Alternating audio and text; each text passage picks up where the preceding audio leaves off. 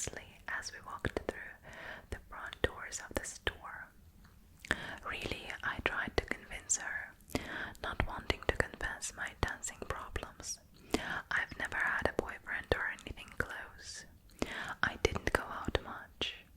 Why not? Jessica demanded. No one asked me. I answered honestly. She looked skeptical. People ask you out here, she reminded me, and you tell them no. We were in the junior section now, scanning the racks for dress-up clothes. Well, except for Tyler. Angela amended quietly. Excuse me, I gasped. What did you say? Tyler told everyone he's taking you to prom. Jessica informed me with suspicious eyes. He said, what? I sounded like I was joking. I told you it wasn't true. Angela murmured to Jessica. I was silent, still lost in shock that was quickly turning to irritation. Oh, you can see the book. But we had found the dress racks and now we had work to do. That's why Lauren doesn't like you, Jessica giggled while we poured through the clothes. I ground my teeth. Do you think that if I ran him over with my truck, he would stop feeling guilty about the accident?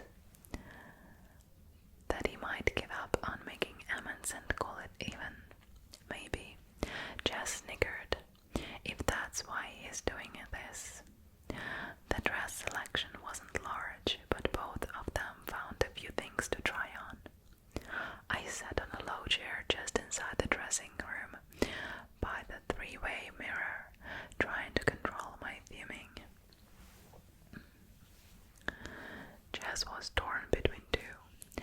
One a long, strapless, basic black number, the other a knee-length electric blue with spaghetti straps. I encouraged her to go with the blue. Why not play up the eyes? Angela chose a pale pink dress that wrapped around her tall frame nicely and brought out honey tints in her light brown hair. I complimented them both generously and helped by returning their jackets to their racks. The whole process was much shorter and easier than similar trips I'd taken with Renee at home. I guess there was something to be said for limited choices. We headed over to shoes and accessories. While they tried things on, I merely watched and critiqued, not in the mood to shop myself, though I did need new shoes. The girls' night I was wearing off in the wake of my annoyance at Tyler, leaving room for the gloom to move back in. Angela, I began hesitant, while she was trying on a pair of pink strappy heels. She was overjoyed to have a date tall enough that she could wear high heels at all. Jessica had drifted to the jewelry counter, and we were alone. Yes, she held her leg out, twisting her ankle to get a better view of the shoe. I chickened out. I like those. I think I'll get them, though they'll never match anything but the one dress, she mused. Oh, go ahead. They're on sale, I encouraged. She smiled, putting the lid back on a box that contained more practical-looking off-white shoes. I tried again. Angela.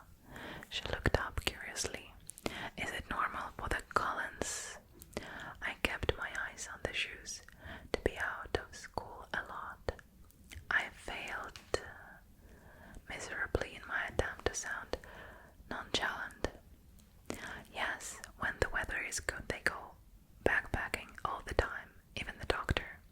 They're all really outdoorsy, she told me quietly, examining her shoes too. She didn't ask one question, let alone the hundreds that Jessica would have unleashed. I was beginning to really like Angela. Oh, I let the subject drop as Jessica returned to show us the rhinestone jewelry she'd found to match her silver shoes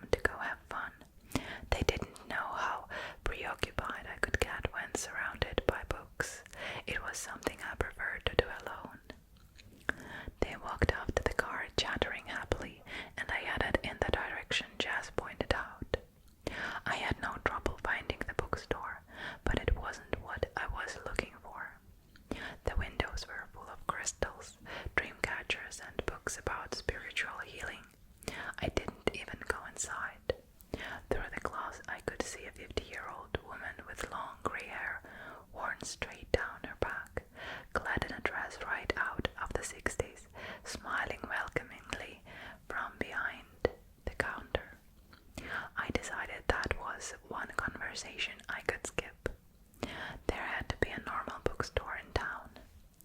I mindered through the streets, which were filling up with end-of-the-workday traffic, and hoped I was headed toward downtown. I wasn't paying as much attention as I should to where I was going. I was wrestling with despair. I was trying so hard not to think about him and what Angela had said, and more than anything trying to beat down my hopes for Saturday, fearing a disappointment more painful than the rest, when I looked up to see someone's silver Volvo parked along the street, and it all came crashing down on me. Stupid, unreliable vampire, I thought to myself. I stomped along in a southerly direction towards some glass-fronted shops that looked promising, but when I got to them, they were just a repair shop and a vacant space. I still had too much time to go looking for Jess and Angela yet, and I definitely needed to get my mood in hand before I went back up with them. I ran my fingers through my hair a couple of times and took some deep breaths before I continued around the corner. I started to realize as I crossed another road that I was going the wrong direction. The little foot traffic I had seen was going north, and it looked like the buildings here were mostly warehouses. I decided to turn east at the next corner and then loop around after a few blocks and try my luck on a different street on my way back to the boardwalk. A group of 4 men turned around the corner I was heading for, dressed too casually to be heading home from the office, but they were too creamy to be tourists. As they approached me, I realized they weren't too many years older than I was. They were joking loudly among themselves, laughing raucously and punching each other's arms. I scooted as far to the inside of the sidewalk as I could to give them room, walking swiftly, looking past them to the corner. "Hey there," one of them called as they passed, and he had to be talking to me since no one else was around. I glanced up automatically. 2 of them had paused, the other 2 were slowing. The closest, a heavy-set, dark-haired man in his early 20s, seemed to be the one who had spoken. He was wearing a flannel shirt open over a dirty t-shirt, cut-off jeans, and sandals. He took half a step toward me. "Hello," I mumbled, a knee-jerk reaction. Then I quickly looked away and walked faster toward the corner. I could hear them laughing at full volume behind me. "Hey, wait!" One of them called after me again, but I kept my head down and rounded the corner with a sigh of relief. I could still hear them chortling behind me. I found myself on a sidewalk leading past the backs of several somber-colored warehouses, each with large bay doors for unloading trucks, padlocked for the night. The south side of the street had no sidewalk, only a chain-link fence topped with barbed wire protecting some kind of engine parts storage yard. I'd wandered far past the part of Port Angeles that I, as a guest, was intended to see. It was getting dark, I realized, the clouds finally returning, piling up on the western horizon, creating an early sunset. The eastern sky was still clear, but graying, short through with streaks of pink and orange. I'd left my jacket in the car, and a sudden shiver made me cross my arms tightly across my chest. A single van passed me, and then the road was empty. The sky suddenly darkened further, and as I looked over my shoulder to clear at the upending cloud, I realized with a shock that 2 men were walking quietly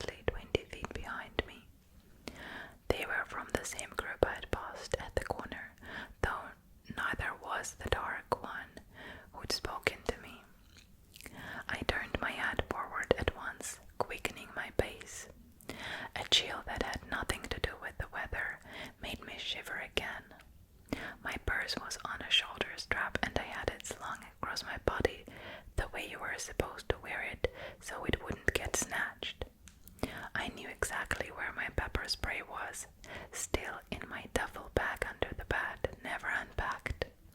I didn't have much money with me, just a 20 and some ones, and I thought about accidentally dropping my bag and walking away, but a small, frightened voice in the back of my mind warned me that they might be something worse than thieves.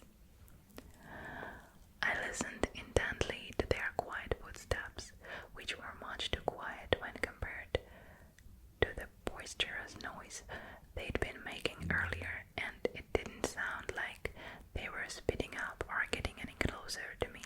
Breathe, I had to remind myself. You don't know they are following you.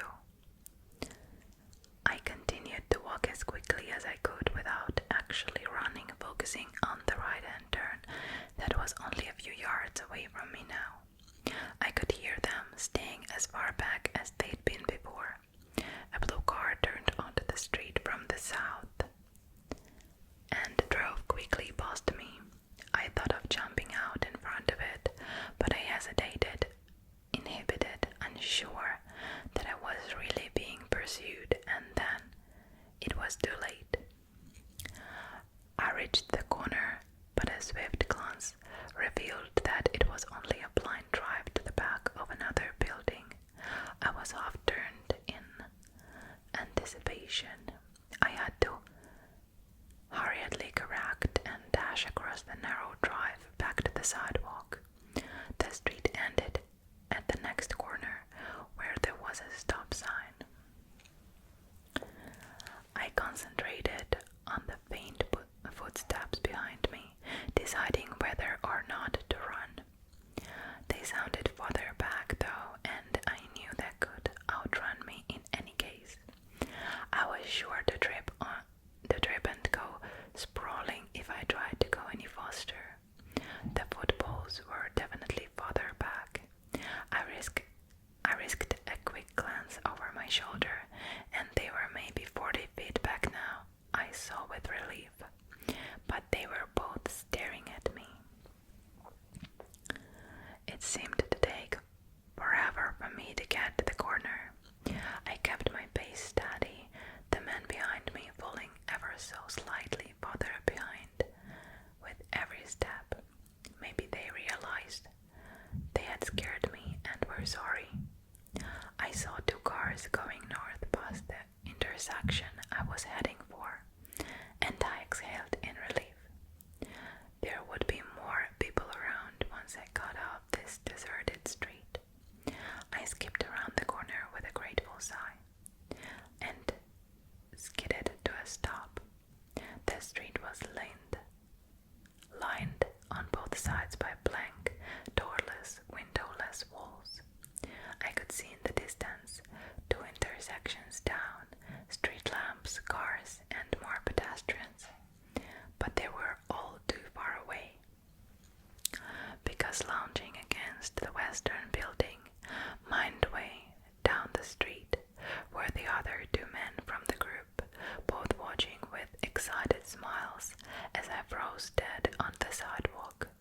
I realized then that I wasn't being followed. I was being herded. How do you read this word? Herded. Herded.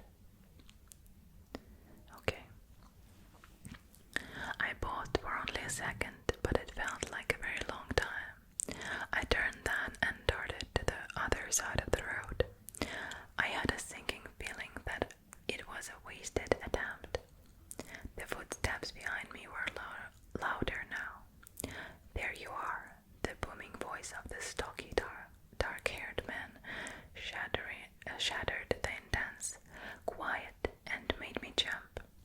In the gathering darkness, it seemed like he was looking past me. Yeah, a voice called loudly from behind me, making me jump again as I tried to hurry down the street. We just took a little detour. My steps had to slow now. I was closing the distance between myself and the lounging pair too quickly. I had a good loud scream, and I sucked in air, preparing to use it, but my throat was so dry I wasn't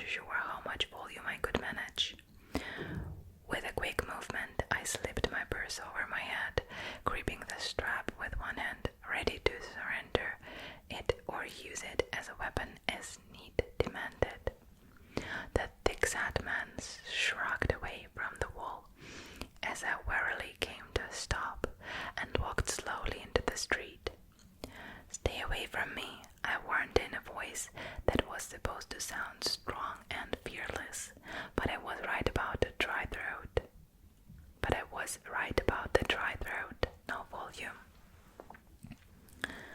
Don't be like that, sugar, he called, and the raucous laughter started again behind me. I braced myself, feet apart, trying to remember through my panic what little self-defense I knew. Heel of the hand thrust upward, hopefully breaking the nose or shoving it into the brain. Finger through the eye socket, tried to hook around and pop the eye out. And the standard knee to the groin, of course. That same pessimistic voice in my mind spoke up then, reminding me that I probably wouldn't have a chance against one of them, and there were four. Shut up, I commanded the voice before terror could incapacitate me. I wasn't going out without taking someone with me.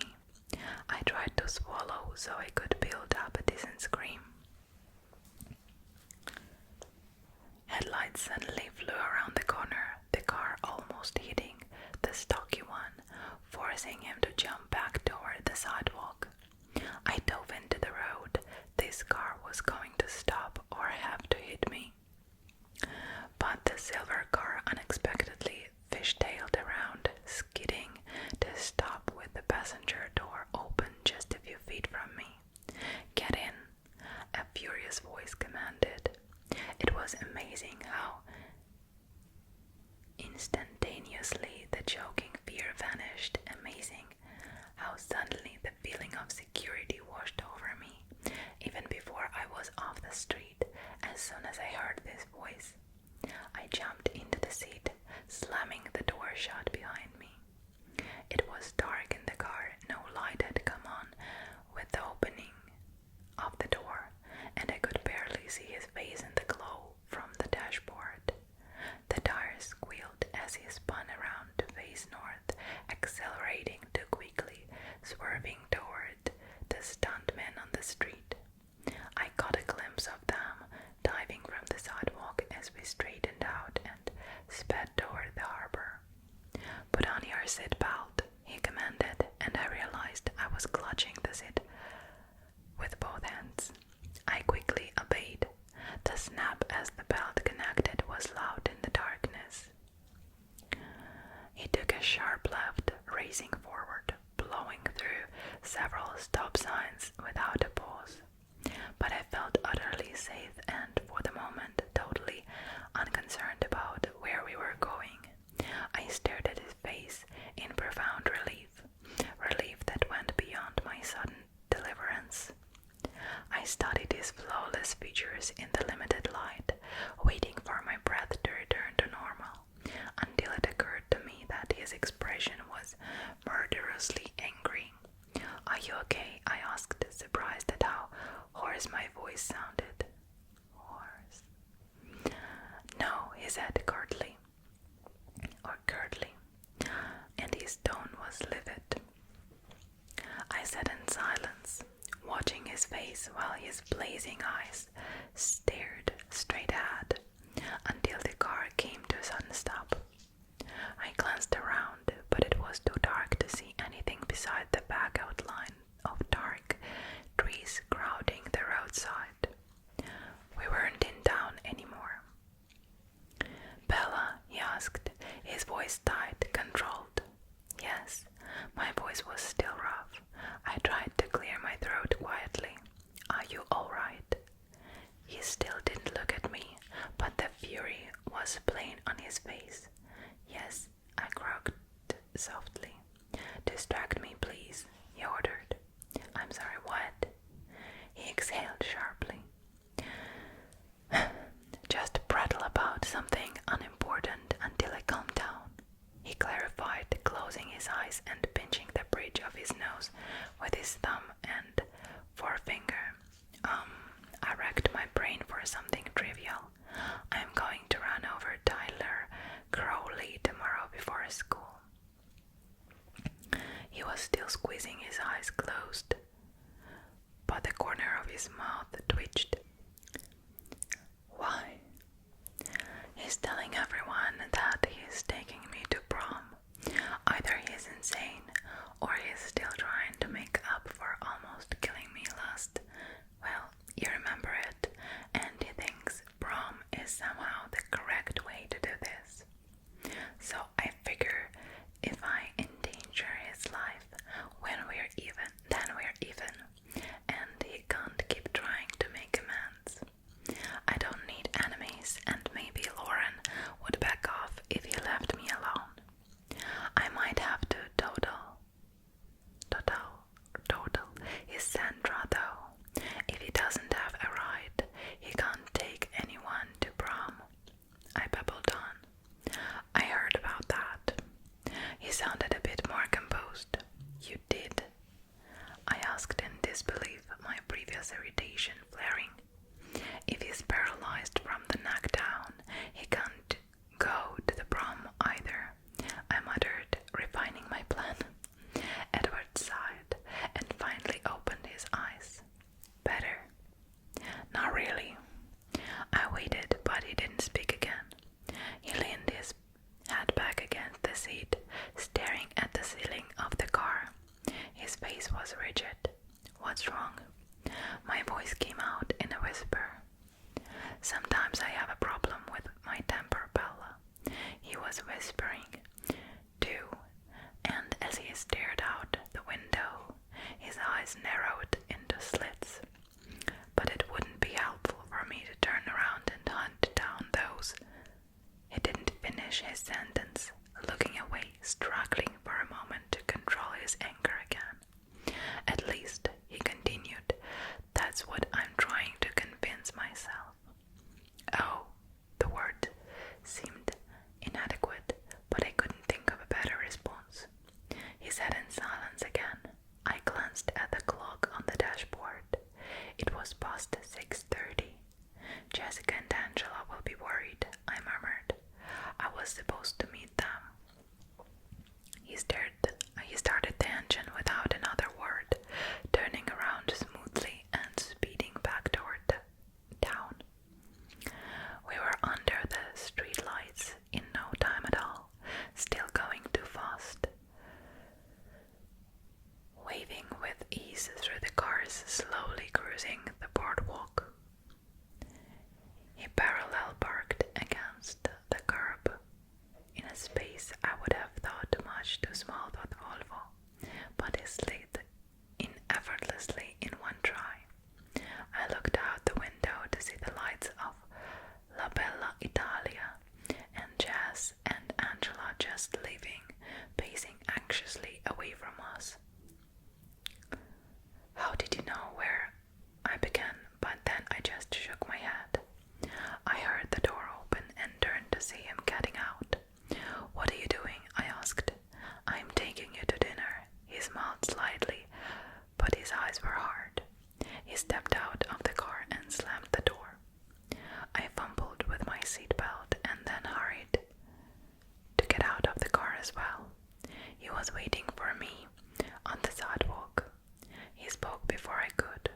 Go stop Jessica and Angela before I have to track them down too. I don't think I could restrain myself if I ran into your other friends again. I shivered at the threat in his voice. Oops. Jess, Angela. I yelled after them, waving when they turned. They rushed back to me, the pronounced relief on both their faces simultaneously changing their surprise as they saw who I was standing next to. They hesitated a few feet from us. Where have you been? Jessica's voice was suspicious. I got lost, I admitted sheepishly, and then I ran into Edward. I gestured toward him. Would it be alright if I joined you? He asked in his silken, irresistible voice. I could see from their staggered expressions that he had never unleashed his talents on them before. Sure, Jessica breathed. Actually, Bella, we already ate while we were waiting. Sorry, Angela confessed. That's fine, I'm not hungry, I shrugged. I think you should eat something. Edward His voice was low but full of authority. He looked up at Jessica and spoke slightly louder. Do you mind if I drive Bella home tonight? That way you won't have to wait while she eats. No problem, I guess. She bit her lip, trying to figure out from my expression whether that was what I wanted. I winked at her. I wanted nothing more than to be alone with my perpetual savior. Perpetual savior. There were so many questions that I couldn't bombard him with till we were by ourselves. Okay, Angela was quicker than Jessica. See you tomorrow, Bella. Edward. She grabbed Jessica's hand and pulled her toward the car, which I could see a little ways away, parked across First Street. As they got in, Jess turned and waved, her face eager with curiosity. I waved back, waiting for them to drive away before I turned to face him. Honestly, I'm not hungry, I insisted, looking up to scrutinize his face. His expression was unreadable. Humor me. He walked to the door of the restaurant and held it open with an obstinate expression. Obviously, there would be no further discussion. I walked past him into the restaurant with a resigned sigh. The restaurant wasn't crowded. It was the off-season in Port Angeles. The host was female, and I understood the look in her eyes as she assessed Edward. She welcomed him a little more warmly than necessary. I was surprised by how much that bothered me. She was several inches taller than I was, and unnaturally blonde. A table for two. His voice was alluring, whether he was aiming for that or not. I saw her eyes flicker to me and then away, satisfied by my obvious ordinariness, and by the cautious, no contact space Edward kept between us. She led us to a table big enough for four in the center of the most crowded area of the dining floor. I was about to sit, but Edward shook his head at me. Perhaps something more private, he insisted quietly to the host. I wasn't sure, but it looked like he smoothly handed her a tip. I'd never seen anyone refuse a table except in old movies. Sure, she sounded as surprised as I was. She turned and led us around a partition to a small ring of booths, all of them empty. How's this? Perfect. He flashed his gleaming smile, dazing her momentarily. She shook her head, blinking. Your server will be right out. She walked away unsteadily. You really shouldn't do that to people, I criticized. It's hardly fair. To what? Dazzle them like that. She's probably hyperventilating in the kitchen right now. He seemed confused. Oh, come on, I said dubiously. You have to know the effect you have on people. He tilted his head to one side and his eyes were curious. I dazzle people. You haven't noticed? Do you think everybody gets their way so easily? He ignored my questions. Do I dazzle you? Frequently, I admitted. And then our server arrived, her face expectant. The hostess had definitely dished behind the scenes, and this new girl didn't look disappointed. She flipped a strand of short black hair behind one ear and smiled with unnecessary warmth. Hello, my name is Amber, and I'll be your server tonight. What can I get you to drink? I didn't miss that she was speaking only to him. He looked at me. I'll have a Coke. It sounded like a question. 2 Cokes, he said. I'll be right back with that. She assured him with another unnecessary smile, but he didn't see was watching me. "What?" I asked when she left. His eyes stayed fixed on my face. "How are you feeling?" "I'm fine," I replied, surprised by his intensity. "You don't feel dizzy, sick, cold?" "Should I?" He chuckled at my puzzled tone. "Well, I'm actually waiting for you to go into shock." His face twisted up into that perfect cricket smile. "I don't think that will happen," I said after I could breathe again. "I've always been very good at repressing unpleasant things. Just the same, I'll feel better when you have some sugar and food in you." Right on cue, the waiters appeared with our drinks and a basket of breadsticks. She stood with her back to me as she placed them on the table. "Are you ready to order?" she asked Edward. "Bella," he asked. She turned unwillingly toward me. I picked the first thing I saw on the menu. "I'll have the mushroom ravioli." "And you?" She turned back to him with a smile. "Nothing for me," he said. "Of course not. Let me know if you change your mind." The coy smile was still in place. What is coy smile? Let me see. Coy smile, making a pretense of shyness. Okay, so shy smile was still in place, but he wasn't looking at her, and she left dissatisfied. "Drink," he ordered. I sipped at my soda obediently and then drank more deeply, surprised by how thirsty I was. I realized I had finished the whole thing when he pushed his glass toward me. "Thanks," I muttered, still thirsty. The cold from the icy cola was radiating through my chest, and I shivered. "Are you cold?" It's just the Coke," I explained, shivering again. "Don't you have a jacket?" His voice was disapproving. "Yes." I looked at the empty bench next to me. "Oh, I left it in Jessica's car," I realized. Edward was shrugging out of his jacket. I suddenly realized that I had never once noticed what he was wearing, not just tonight but ever. I just couldn't seem to look away from his face. I made myself look now, focusing.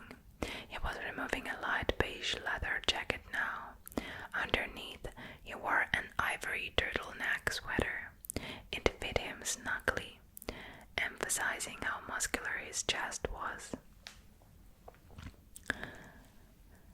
He handed me the jacket, interrupting my ogling. "Thanks," I said again, sliding my arms into his jacket. It was cold, the way my jacket felt when I first picked it up in the morning, hanging in the drafty hallway. I shivered again. It smelled amazing. I inhaled, trying to identify the delicious scent. It didn't smell like cologne. The sleeves were much too long. I shoved them back so I could free my hands. "That color blue looks lovely with your skin," he said, watching me. I was surprised. I looked down, flushing of course. He pushed the bread basket toward me. "Really, I'm not going into shock," I protested. "You should be. A normal person would be. You don't even look shaken." He seemed unsettled. He stared into my eyes, and I saw how light his eyes were. Lighter than I'd ever seen them. Golden butterscotch. "I feel very safe with you," I confessed, mesmerized into telling the truth again. That displeased him. His alabaster brow furrowed. He shook his head, frowning. "This is more complicated than I'd planned," he murmured to himself. I picked up a breadstick and began nibbling on the end, measuring his expression. I wondered when it would be okay to start questioning him. "Usually you're in a better mood when your eyes are so light," I commented, trying to distract him from whatever thought had left him frowning and somber. He stared at me, stunned. "What?" "You're always crabbier when your eyes are black."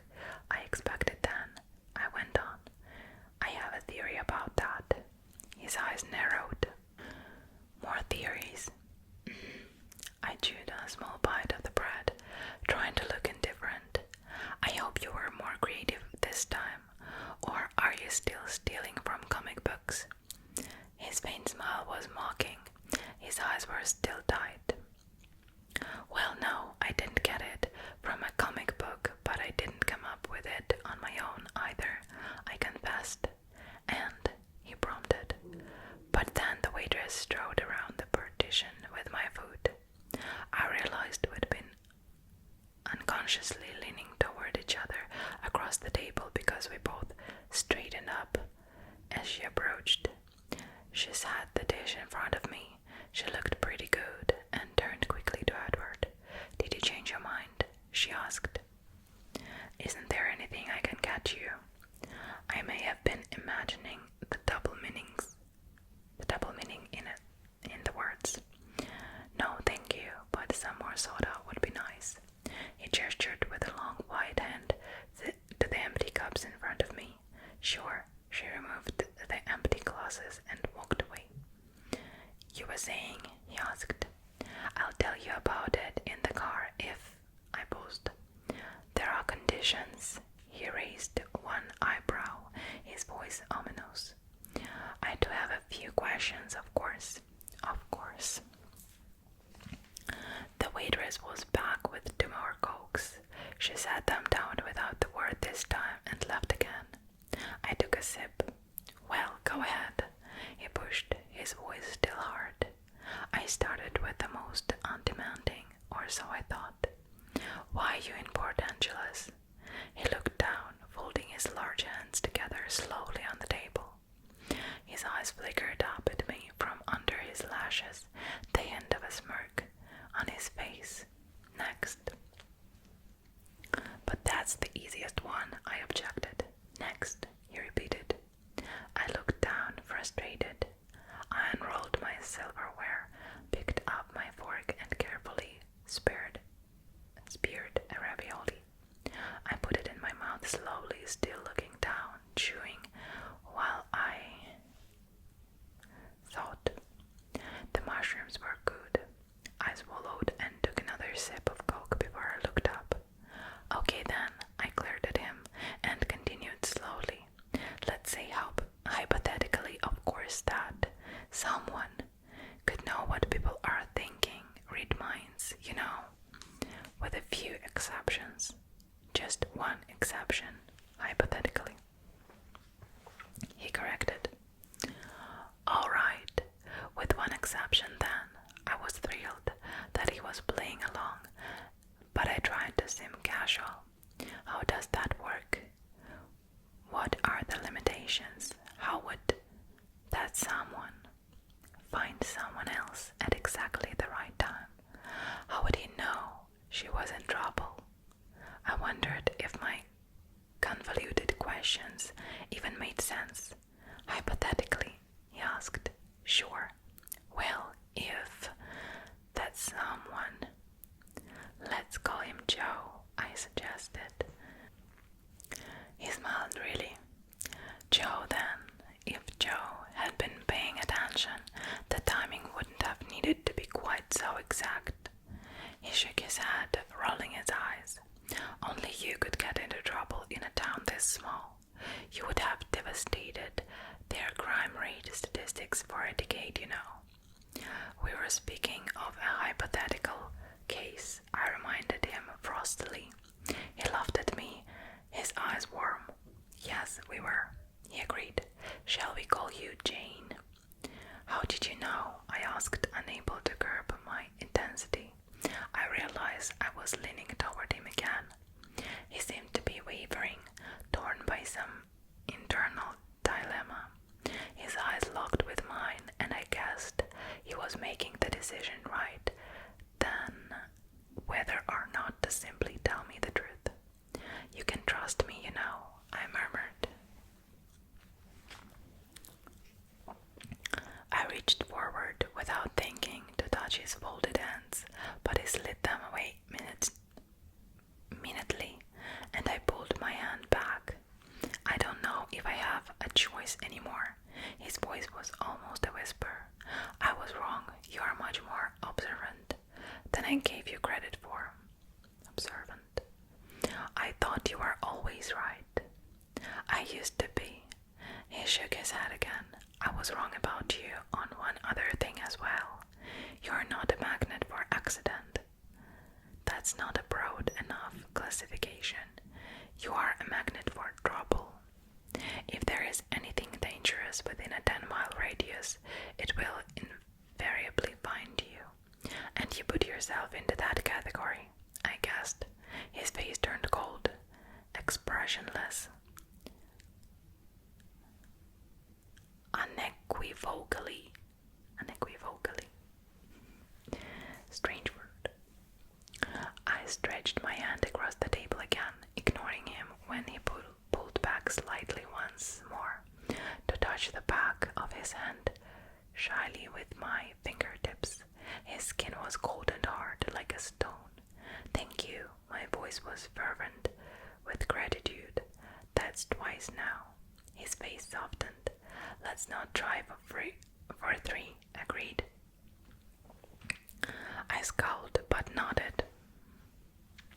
He moved his hand out from under mine, placing both of his under the table, but he leaned toward me. I followed you to Port Angeles, he admitted, speaking in a rush. I've never tried to keep a specific person alive before, and it's much more troublesome than I would have believed. But that's probably just because it's you. Ordinary people seem to make it through the day without so many catastrophes, he paused. I wondered if it should bother me that he was following me.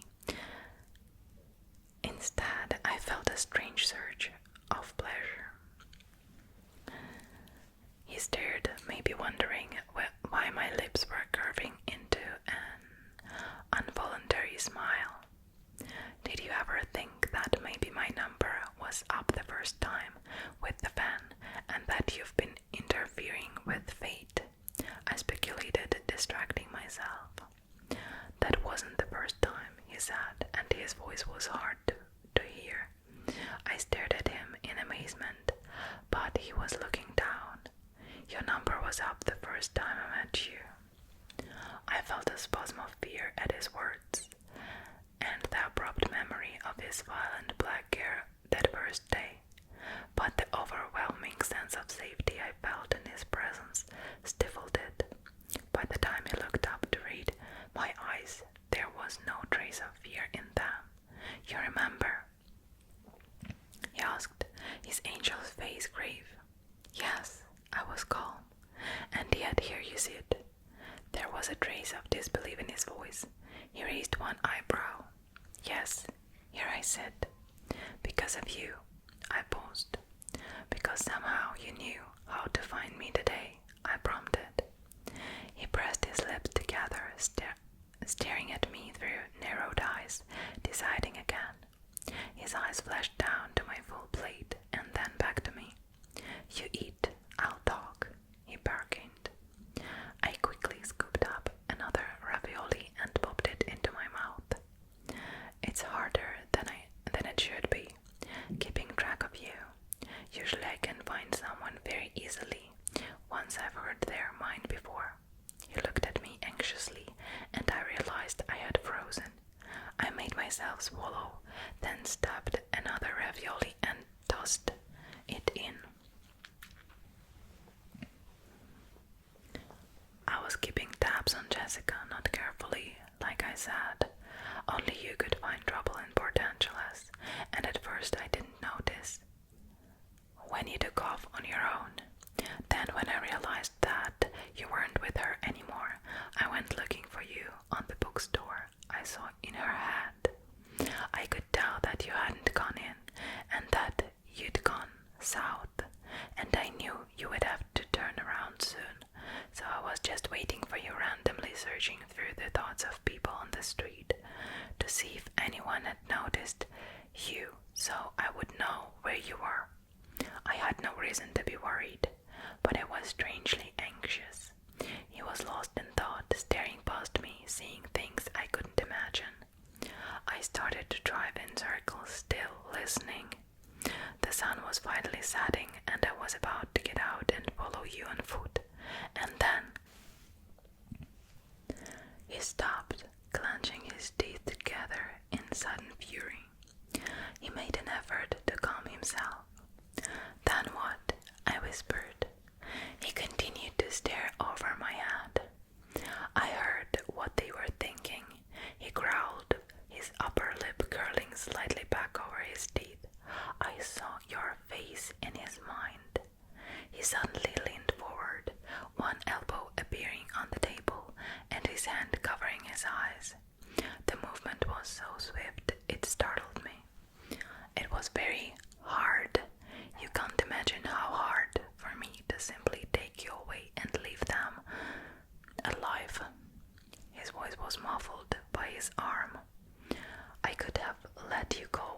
Jessica and Angela. But I was afraid if you left me alone, I would go looking for them, he admitted in a whisper. I said quietly, dazed, my thoughts incoherent. My hands were folded in my lap, and I was leaning weakly against the back of the seat. He still had his face in his hand, and he was as still as if he'd been carved from the stone his skin resembled. Finally, he looked up, his eyes seeking mine, full of his own questions. Are you ready to go home? He asked. I'm ready to live, I qualified, overly grateful that we had the hour-long ride home together. I wasn't ready to say goodbye to him. The waitress appeared, as if she'd been called or watching. How are you doing? She asked Edward. We are ready for the jack, thank you. His voice was quiet, rougher, still reflecting the strain of our conversation. It seemed to muddle her. He looked up, waiting. Sure, she stuttered. Here you go. She pulled a small leather folder from the front pocket of her black apron and handed it to him. There was a bill in his hand already. He slipped it into the folder and handed it right back to her. No change, he smiled. Then he stood up, and I scrambled awkwardly to my feet. She smiled invitingly at him again. You have a nice evening. He didn't look away from me as he thanked her. I suppressed a smile. He walked close beside me to the door, still careful not to touch me. I remembered what Jessica had said about her relationship with Mike, how they were almost to the first kiss stage. I sighed. Edward seemed to hear me, and he looked down curiously.